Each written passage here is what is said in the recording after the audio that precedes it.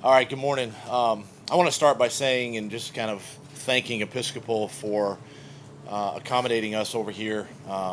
Fields are in great shape. Our grounds crew over at the stadium did an outstanding job putting these fields together. Hamza, with the Jaguars, did a great job. A lot of work went into putting this grass down and these fields in preparation for camp, and we're excited to be here and. Looking forward to spending the next few weeks over here at Episcopal, but thanking them for this opportunity. Hey Doug, whether you've been a player or a coach at any level, what's the first day of training camp mean to you as far as your emotions? I mean, it's exciting. The emotions are high, and we're looking forward to having a really good camp, a good competitive physical camp, and but for me personally, it's exciting to be back out on the grass with these guys for another training camp and seeing where we go. What was your biggest concern of all of this? You know what I mean? Having to bust the guys over in practice here. What was the thing that worried you the most? Yeah, I mean there's some a few issues that come up with that.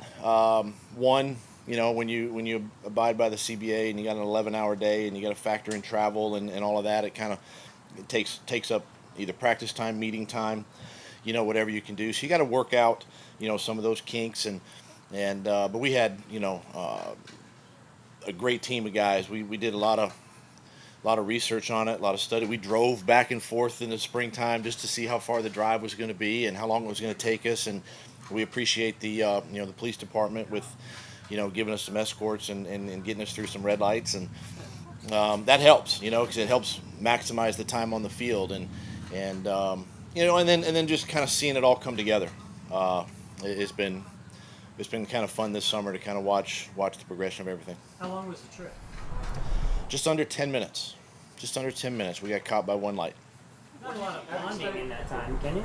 10 minutes? Yeah, 10-minute bonding period. On a bus full of like 50 guys? Yeah, there's quite a bit of bonding. Having studied the tape Trevor last year, how much of a significant jump do you expect him to take, given better personnel, much more experienced coaching staff, and having a year behind him with 17 starts?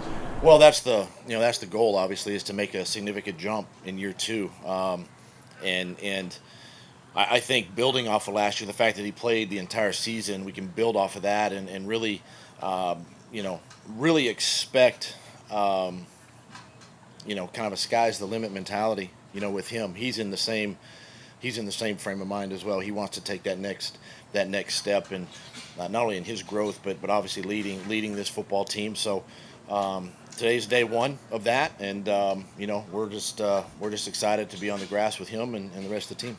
Do you sense that he expects that to happen? Because it has happened for every AFC quarterback who has put up any kind of numbers that second year. Significant jump for every single one of them. Yeah, and obviously I don't like to compare that as much as just him just working with Trevor and getting him where he needs to be, and again, it's an exciting time for him, for us as a staff to really kind of embrace him and the team and all the pieces we have around him. What are you looking for sort of out in the first few days from your players?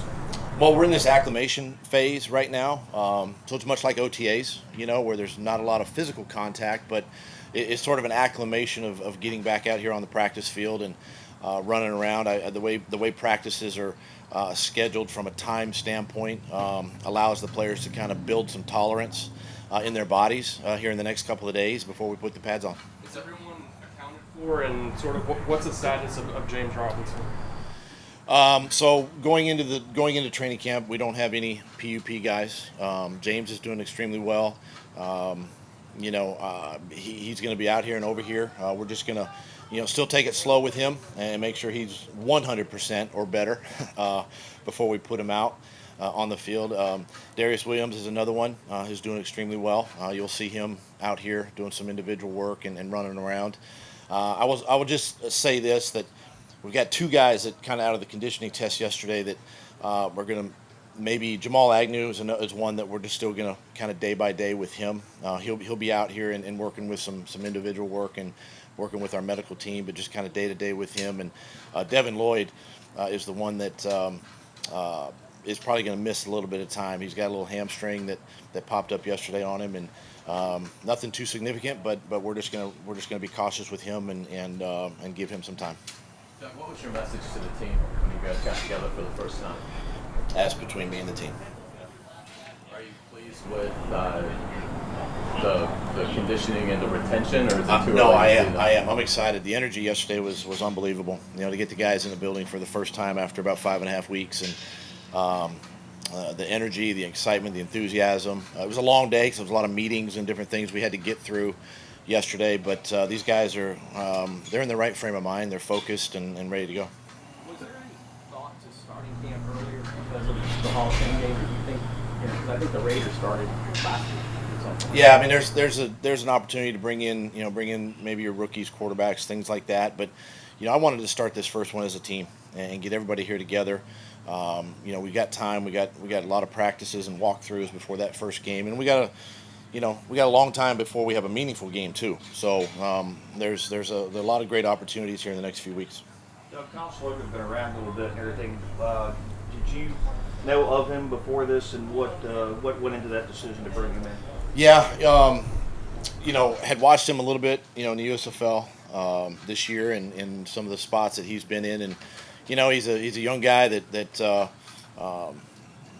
with EJ, EJ again with an injury this offseason or this summer, we had to make a decision because we needed another arm in here too to keep throwing and all of that. But this is a great opportunity for him to really embrace this chance, embrace this opportunity, get some time in maybe these first couple of games and get some meaningful reps and tape out there for not only for us but also for other teams. When do you guys go full pads for the first time at camp? I believe Sunday is going to be the full padded day. Yeah. What's your philosophy on getting guys ready physically for week one, but also making sure that you've got as few injuries as possible when you get to Yeah, again, it's you're going by the CBA and you're going by the sort of the rules that are put in place, and again, I want to make sure the bodies are conditioned and the tolerance has been built before we get into pads, and it just takes time. It takes a little time. Guys are coming in from all over the country, so there's time zone factors that we're looking at and different things with body clocks and all that, and just want to make sure that this week is an important week of building up each player. Doug, how, in your experience at the end of this, going into September or whatever, do you have a good feel for what your team is? Are you usually right after this period? I think you have an idea, but there's always that surprise player, that really stands out during camp, and it might be a special teams guy, or it could be an offense or defensive player, and there's always that one or two surprises that really makes it hard on the staff, when it comes down to final roster cuts, and you just know at the end of camp you're gonna lose some good players. It's the way the game goes, and we know we're obviously we're at 91 with the international. With IO and everything, and right now, but getting to 53 is hard, and you want to make sure you're right with the 53, but at the same time, there's always going to be that one or two surprises that do come out of camp. Doug, what does James not going on the PUP list say about how far he is in his rehab?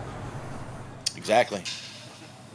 Says a lot. It's good. So, It's a good sign. No, it's a good sign. Nah, not really, because I know, and I've seen how hard he's worked to get himself back this summer. He was here all summer working with the guys and with Fergie and the medical team, and he's done a great job of putting himself in a position to where we don't have to do that, but still be cautious with him and make sure he's ready when he's ready. Is it still that mid-August hope that would be when?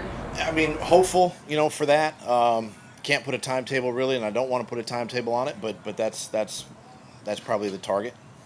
Doug, what did it say to you to see so many players, working out, taking trips, just get kind of fellowship? Gosh, I wish I went with them.